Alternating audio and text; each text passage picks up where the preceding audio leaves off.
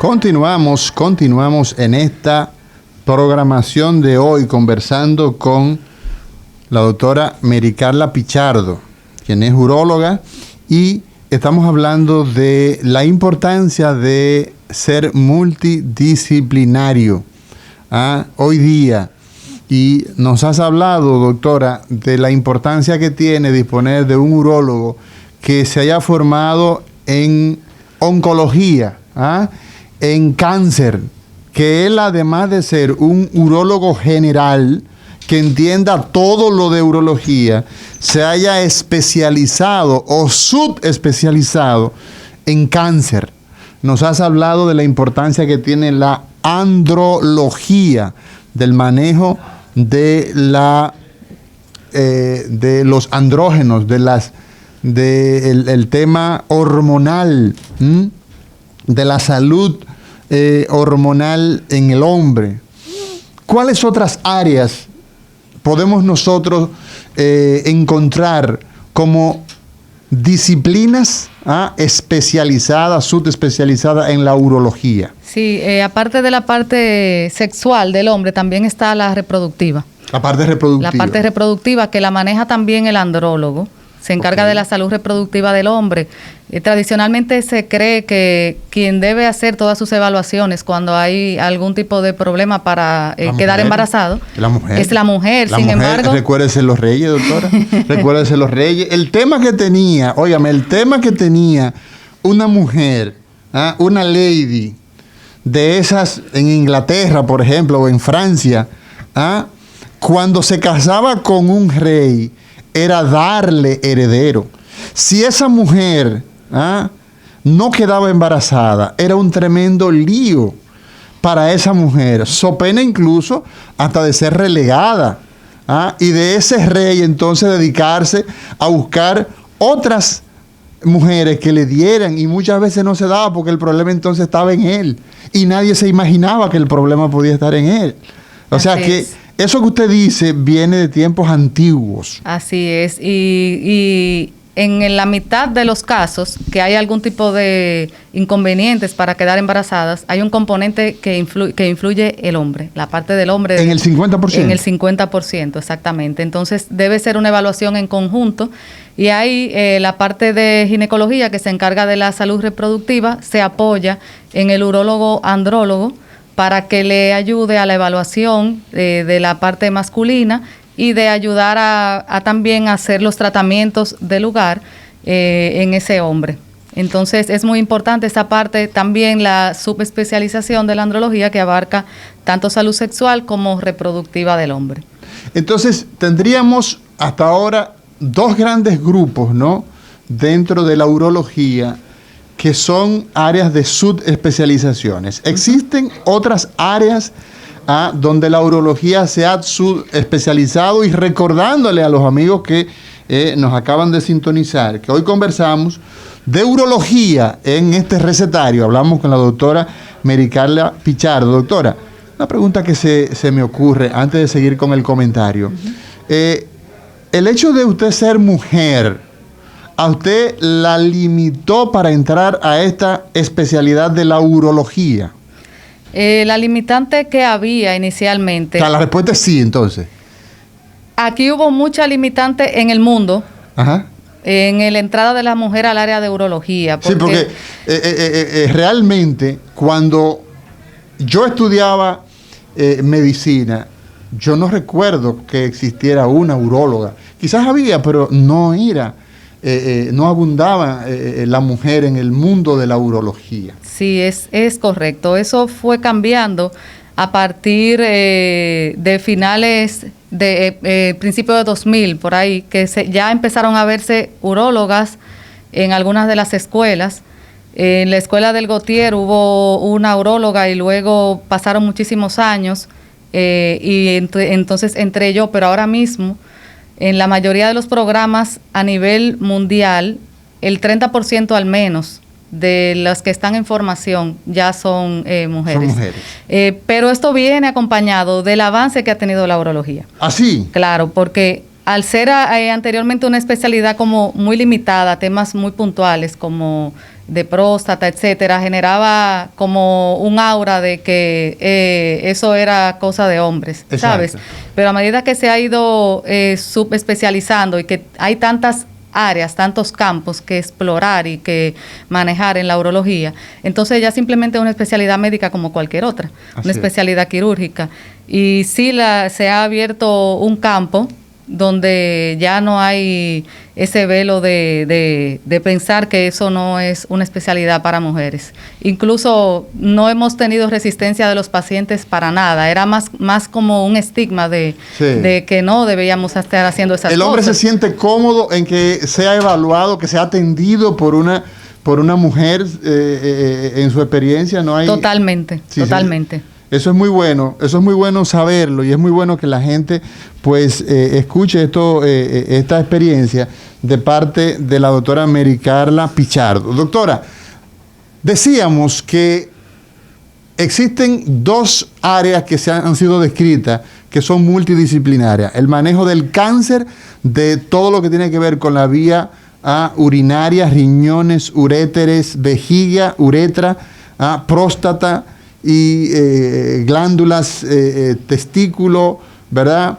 En fin.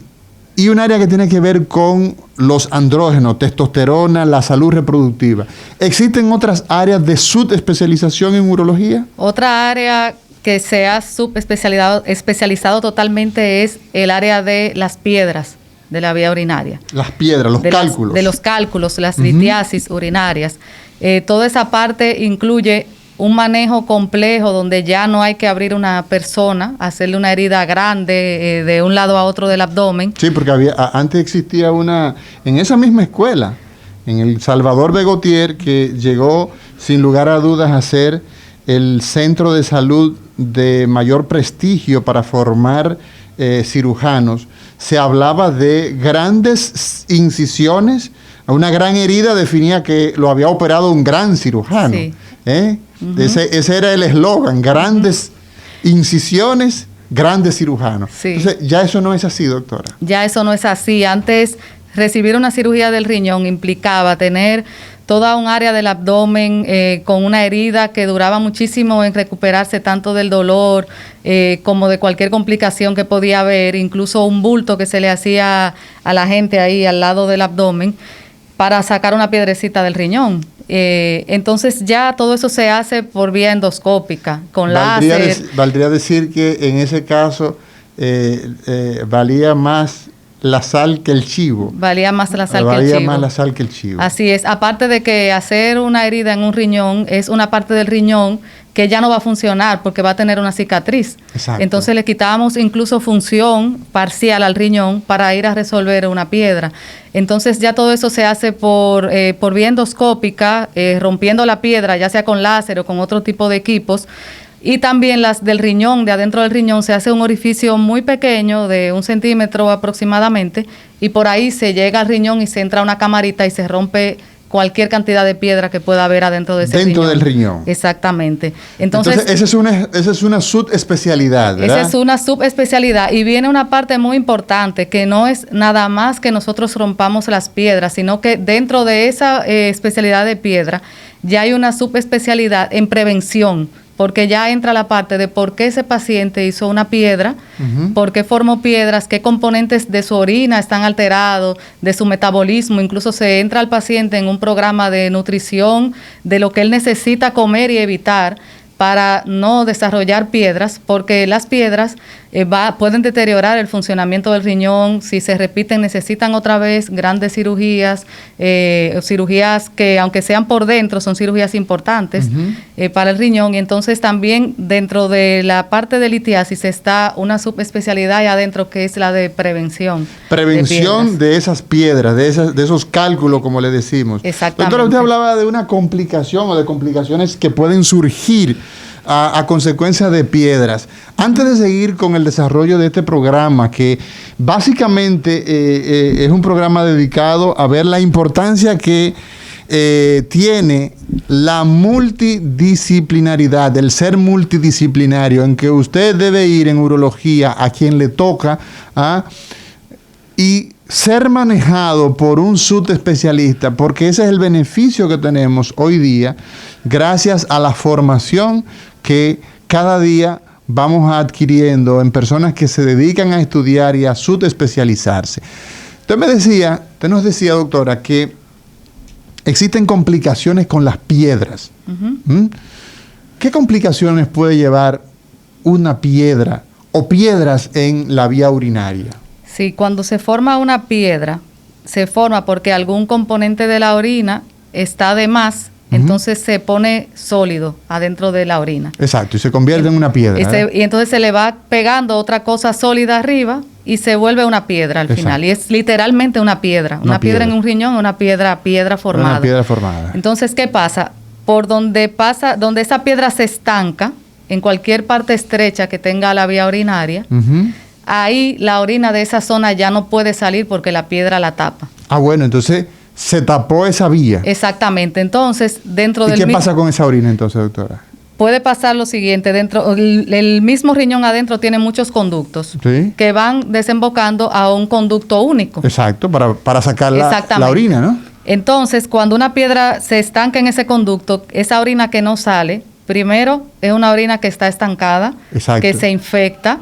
Así entonces como, podemos tener infecciones a propósito de eso, ¿no? Claramente. Así como usted ve un agua estancada en una cuneta que pasan días y empiezan a crecerle gérmenes. Exacto, y produce mal olor. Exactamente. Entonces, y crecen mosquitos o se desarrollan mosquitos. Exacto. En la vía urinaria crecen bacterias. Exacto. Y esas bacterias pueden dar una infección incluso grave de una septicemia. ¿Y regarse por el cuerpo? Regarse por el cuerpo porque por el riñón pasa mucha sangre. Y entonces esa sangre que pasa por el riñón también se recoge y vuelve al cuerpo. Y se puede infectar entonces. Y se puede entonces infectarse. Otra cosa que puede pasar es que a medida que ya va pasando el tiempo y que eso va generando mucha presión, porque el riñón sigue produciendo orina. Exacto. El hecho de que la orina no pase, eso no significa que el riñón se pone en pausa y deja de producir orina, sino inicialmente que no, el riñón sigue produciendo orina. Esa orina trata de salir y al tener ese tapón, eso es lo que da el cólico nefrítico. El cólico nefrítico. Eso no es el código que se acabó de aprobar. El cólico de dolor, así como un dolor cólico, una retorcida, un dolor como que retuerce, que es el cólico nefrítico, que dicen las mujeres que duele igual o más que un parto. El cólico nefrítico es cuando la orina trata de salir a través de esa piedra que no la deja salir. Y entonces, se produce un dolor tan fuerte, que solamente es comparado con el dolor de parto. Exactamente. Esas mujeres que han tenido cólico dicen, mira, esto se parece a cuando yo parí. Exactamente. Entonces, esa es una parte aguda que hace ir al paciente a emergencia. Incluso cuando no se puede manejar el dolor, hay que hasta operar la piedra de emergencia. Porque se puede volver hasta un dolor intratable. Lo otro que puede pasar es que ese riñón, a medida que sigue acumulando presión y la piedra no sale, entonces ahí sí deja de filtrar, deja de producir orina. Y entonces ya se produce lo que es una alteración del funcionamiento del riñón. Eso es lo otro que puede pasar por tener una piedra. Una piedra puede dañar un riñón. La hidronefrosis, entonces lo que es la hidronefrosis o la dilatación que ve en uno cuando se hace una sonografía. ¿Y se puede perder ese riñón, doctor? Se puede perder el riñón porque a veces, ¿qué pasa? Después que pasa ese proceso agudo de que el paciente pasó por el cólico y se adaptó el riñón a manejar esa presión, ya no duele, pero ya vienen las otras consecuencias de la alteración del funcionamiento del riñón, porque ya el riñón baja su producción de orina, ya por eso deja de doler. Entonces a veces el paciente se descuida y siente que ya no debe volver al médico o que le dijeron una vez que tenía una piedra y no se le dio seguimiento, y puede venir un tiempo después y ya ese riñón no funcionar, ser simplemente una bolsa llena de líquido que a veces hay que sacarla si se infecta. Entonces, cuando a una gente le dicen le sacaron un riñón, una de las causas hoy día de ya en el sentido literal, no en el sentido metafórico que utilizamos los dominicanos, la expresión es por como complicaciones de una piedra, doctora. Puede ser una parte de eso. Incluso gracias a que se puso mucha atención y tanto las sociedades especializadas como la seguridad social decidió que este tipo de cosas sí fueran parte de la atención básica que necesita un paciente, porque antes eso no era parte del plan básico de salud, sacar una piedra de un uréter y el paciente podía terminar en pérdida de un riñón y después le cubría la diálisis. Era algo totalmente... Eso fue hasta que a un legislador se le pegó un cólico nefrítico producto de una piedra y entendía la necesidad. No sé de dónde surgió, pero fue un esfuerzo en conjunto y ya hoy en día es algo que todo el mundo tiene acceso a, que se le pueda resolver un problema de una piedra, aunque todavía faltan muchas cosas en cuanto a la atención que puede recibir el paciente, que ya eso creo que es el tema de otro programa. Así es, que doctora Mary Carla Pichardo, hasta este momento, a todas las personas que nos siguen a través de todas las plataformas digitales, a través de Instagram, saludarlos a todos, darle a Eduard Castillo, que siempre está pendiente con nosotros, a Olga,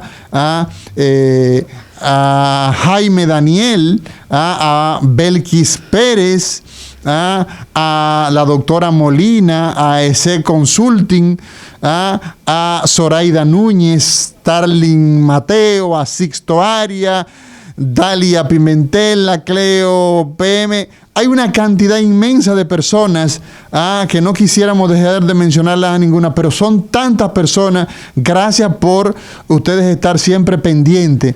Usted nos ha hablado de que hoy día las personas que tenemos la necesidad de ir donde un urólogo, donde una uróloga, pues debe tener en cuenta de que ya existen subespecialistas, que dentro de los urólogos hay personas que se han entrenado de manera específica en manejar el cáncer, en manejar los problemas de fertilidad.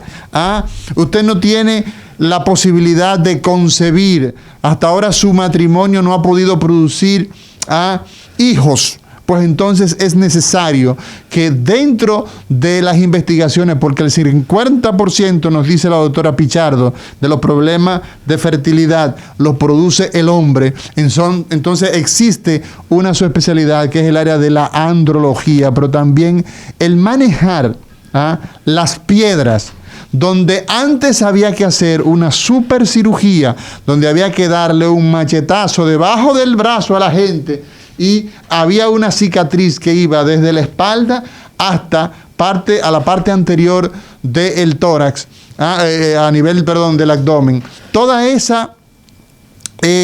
avance ha producido estas subespecialidades. Tenemos otras áreas de subespecialidades, doctora Pichardo, en la urología, con la que podamos disponer para nuestros pacientes. Sí, también está el área de neurourología y urología funcional. Neurourología, urología funcional. ¿Qué es eso, doctora? Bueno, el área de neurourología y urología funcional se encarga del manejo de las alteraciones del llenado y el vaciamiento de la vejiga, que pueden ser o por una causa neurológica, que le voy a explicar en detalle eso ahora, pueden ser por un prolapso, un descenso, luego de algún tipo de cirugía, por ejemplo, un hombre que se opera de la próstata por un cáncer o que recibe una radioterapia por un cáncer, puede tener algunos tipos de alteraciones del funcionamiento de su vejiga, de sus esfínteres. Toda esa parte es toda una especialidad dentro del área de urología, que es lo que se llama urología funcional y neurourología. Por ejemplo, todo lo que es la vejiga, el esfínter urinario, que es una valvulita que tenemos ahí para que la orina no se salga, viene controlado. La vejiga tiene su propia llavecita, ¿verdad? Sí, que permite, su llavecita de paso. Su llavecita de paso. Sí, la vejiga es como si fuera un tinaco. Y tiene su llavecita de paso allá abajo, que es el esfínter urinario. Entonces, todo eso está controlado por el cerebro y se transmite a través de los nervios hacia esos órganos. Entonces es la parte de neurourología, del funcionamiento de todos estos órganos y del tratamiento de esas enfermedades. Entonces nosotros tenemos hasta este momento que la urología dispone de una cantidad de subespecialistas que hacen posible darle respuesta a los problemas urológicos de manera más efectiva. Nos vamos a una pausa, doctora Mary Carla Pichardo, y cuando regresemos seguimos conversando y ya mismo estaremos haciendo intercambio con la gente, intercambio con el pueblo y también conociendo dónde nosotros podemos encontrar todo este colorario de profesionales que le dan respuesta a la salud urológica. Señor, continuamos hoy jueves 1 de julio del año 2021. Ya estamos un poquitito más allá de la mitad del año. Hoy estamos en el 50+1 del año.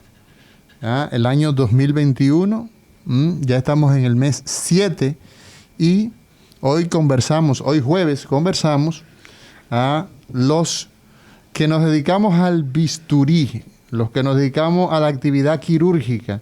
Y hoy hablamos con la doctora Mary Carla Pichardo, quien es una joven, una mujer muy preparada, dedicada a la urología, como ya nos ha explicado, hizo urología, pero Mary Carla nos ha conversado en el día de hoy de la importancia que tiene para usted saber que existen urólogos con subespecialidades.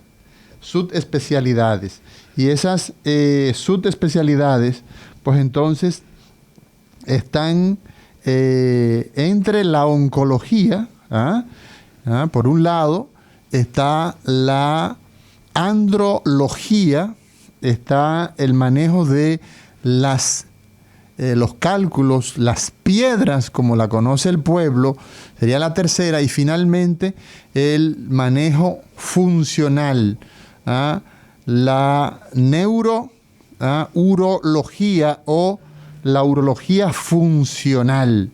Doctora Mary Carla Pichardo, dentro de esos 4 mundos, usted es dedicada a la urología general, porque todos los urólogos operan próstata, sacan piedra, ven pacientes con problemas de fertilidad, pero ya hemos visto que hay gente que ha hecho un entrenamiento específico. Y hay personas que tienen problemas para el manejo de la orina, que se les sale la pipí con mucha facilidad.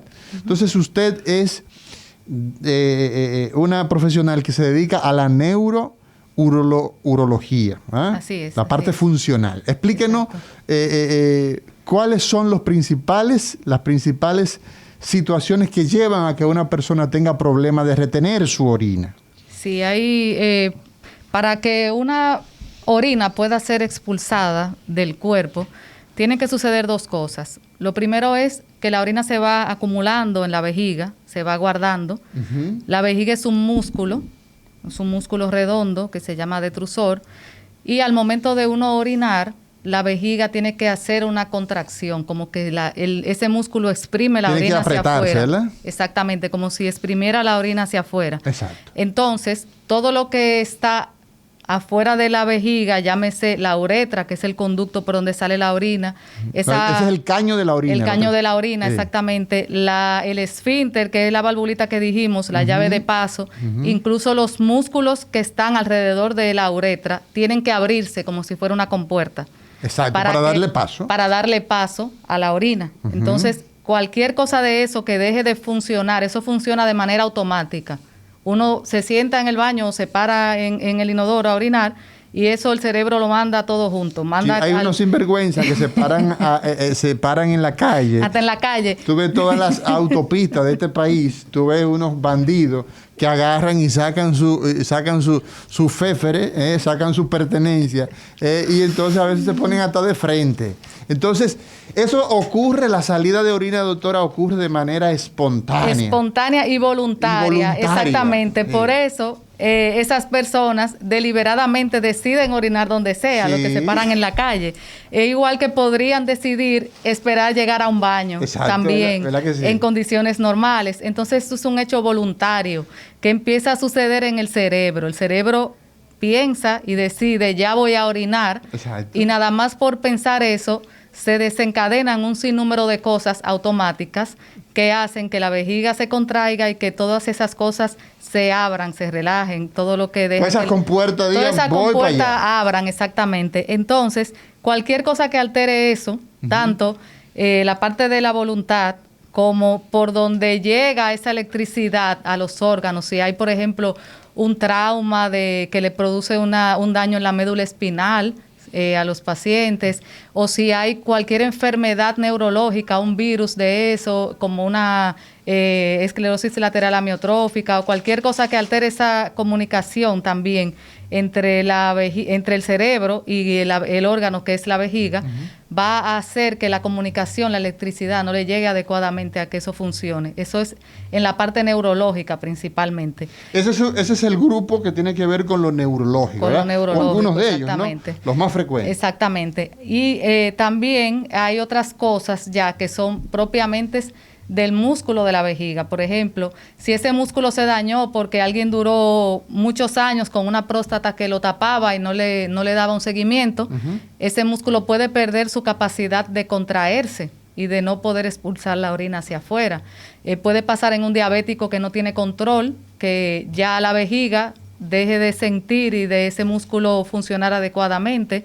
Y puede pasar en cualquier persona que tenga una estrechez del conducto de la orina, que no le deje que la orina salga, puede hacer una retención de orina también. La próstata es algo que puede tapar el conducto de la orina porque está justo alrededor del caño de la orina. Entonces, si la próstata crece, puede reducir un poquito por donde va a pasar esa orina. Todas esas cosas pueden hacer que un paciente no orine adecuadamente.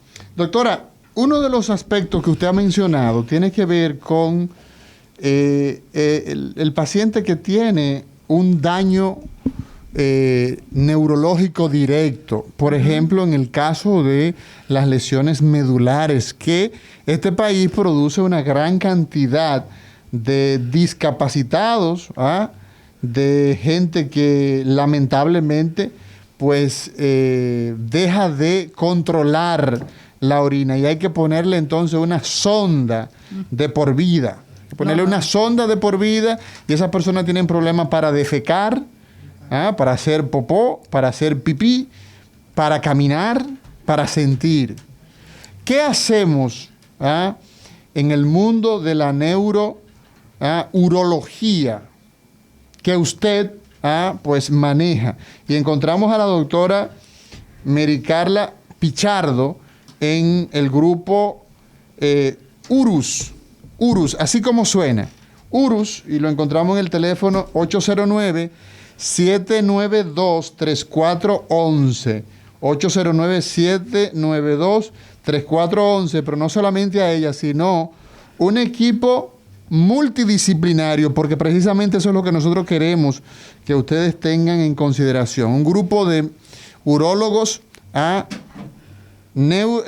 urólogos oncólogos, urólogos funcionales, como es el caso de la doctora Pichardo, de los dedicados a litiasis y esos que son los andrólogos. Entonces, doctora, ¿qué hacemos con esos pacientes que tienen una lesión medular, que su médula se dañó y no pueden orinar?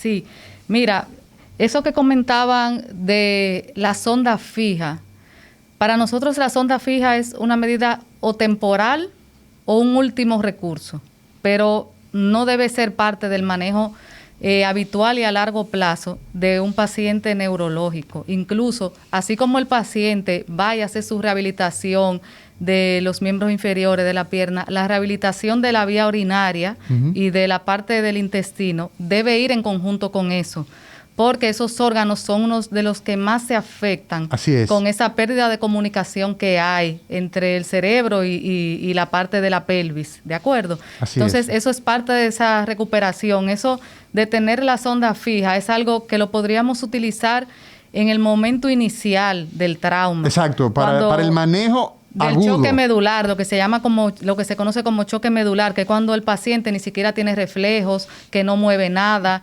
que ha pasado ese trauma. En la parte de la emergencia. Exacto. Ahí sí nos ayudamos de una sonda para el vaciamiento de la vejiga, pero ya que empieza la rehabilitación de ese paciente, que sale de ese proceso agudo, entonces viene la parte del manejo de la vejiga, donde dependiendo del grado de movilidad que el paciente tenga en la mano, por ejemplo, uno lo enseña cómo vaciar la vejiga con un tubito que no es una sonda que se deja fija, sino un tubito que lo ayuda a que la orina salga.